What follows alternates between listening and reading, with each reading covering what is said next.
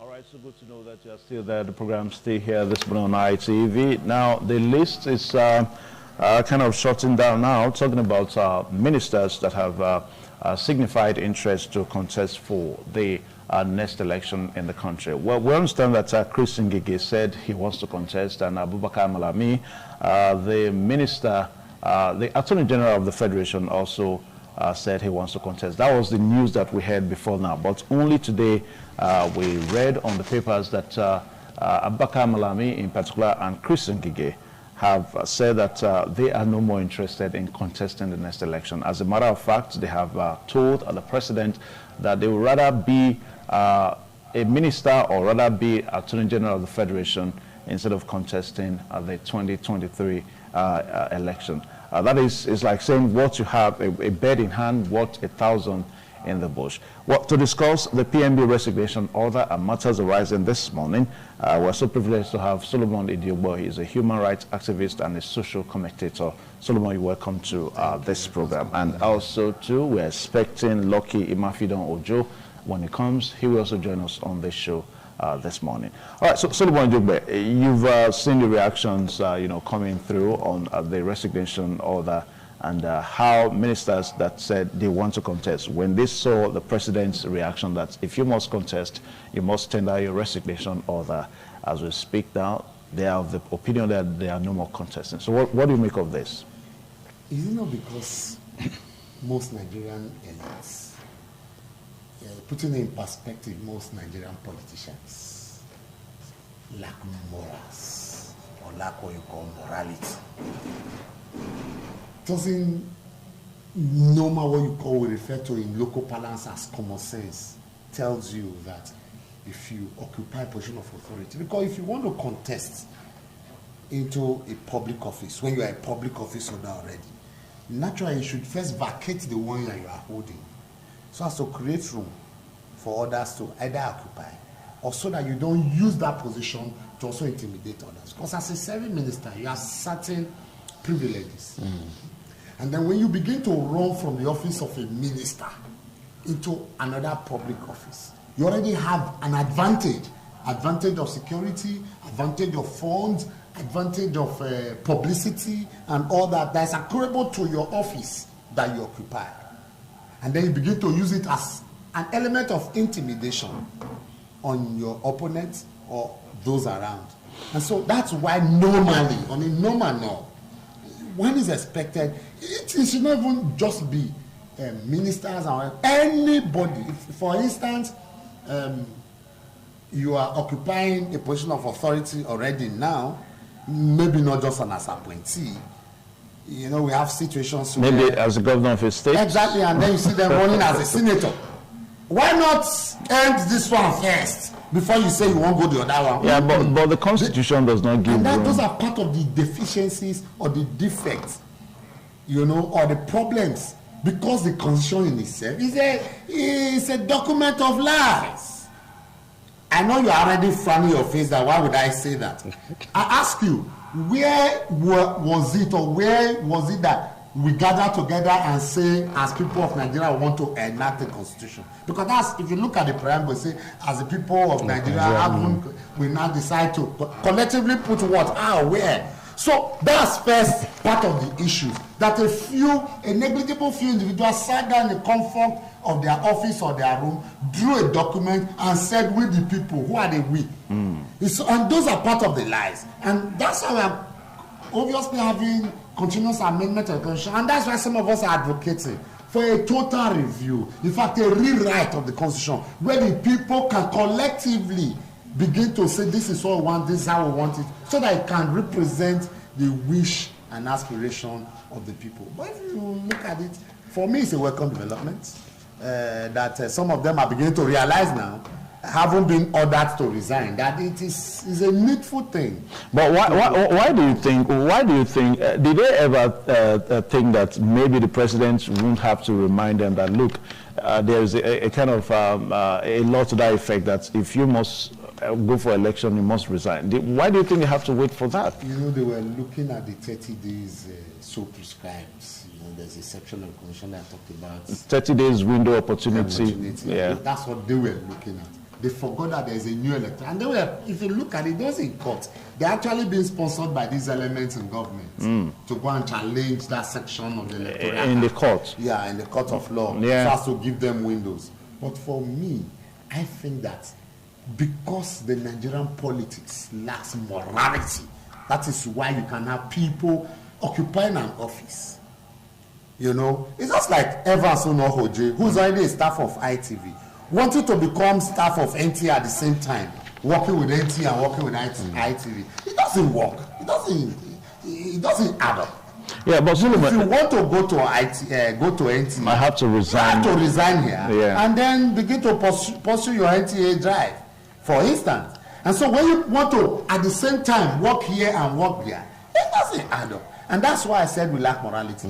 Look, the same Ngige, who has been unable to address the issue of the ASU strike. Yeah, you cannot. Negotiations are ongoing. No, for you to say unable. Categorically, I said unable. But that's too preemptive. It's not preemptive. It is. It's the negotiation just starting today. But we stay. From the look of things, you know, the start time. It will get to I have problem with the today media, all owing to the same, you know. No, are you saying that negotiations are not going? Well, for how long? I don't say negotiations are not going. So what's the issue? Saying the same way that the same way I'm saying that the media today is gagged. That's the same way they are gagging the issues of. Look, when did the negotiation start? Started yesterday. Have you forgotten that Professor Yayi lost his life over this issue of ASU? I know, but I'm not seeing your opinion as criticism. Yeah. You're only expressing your opinion on a matter that needs to be addressed. That it is an issue that is. Look, at yesterday, students in Southwest are already protesting, blocking mega roads. Since they are not living the road. You understand? It happened here. There was a communique to that effect as at last week by Nance that they were going to go on national action. That's the way they call it now. But what we are saying, does that say that Chris Ngige is not negotiating with ASU anymore? No. How well has it been done? Is it not? Evans, are you not in this country? The same Chris Ngige came on the national television that doctors living in Nigeria is a welcome development, that they are going to block, they are going to block. We are actually looking at the presidential resignation order. We are talking about that he lacks morality, he lacks the character, he lacks the domain to first of all contest for the highest office, because he has not been able to do well. Solomon said so. Well, that he has not been able to do effectively well as a minister of labor. Let's not even talk about the minister for education, who could not even endure to have a meeting with the student. Of course, all of us know that Solomon, students as young persons are agitative and most often very corrosive in their approach. Okay. But as an elder who has gone through the 4 walls of tertiary institution, you understand their plight. That they didn't just come to you to ask or beg for alms. They came to discuss the issue of ASU and stay at home. And they were in his way, they were ranting. Yes, they were ranting. Are the same students not at one point or the other also ranted to President Olusegun Obasanjo? Solomon, President Goodluck Jonathan. Beautiful. Solomon, coming back to where let us come on the issue of presidential bill. Okay, so the question we're asking. Solomon feels that he lacks moral. He is not qualified. Now you cannot say so. Solomon is your boy. You cannot say So let's leave it at your personal opinion. Because some persons may feel differently. But the question we're asking is, let's try to examine the quality that these guys are going to bring into the election.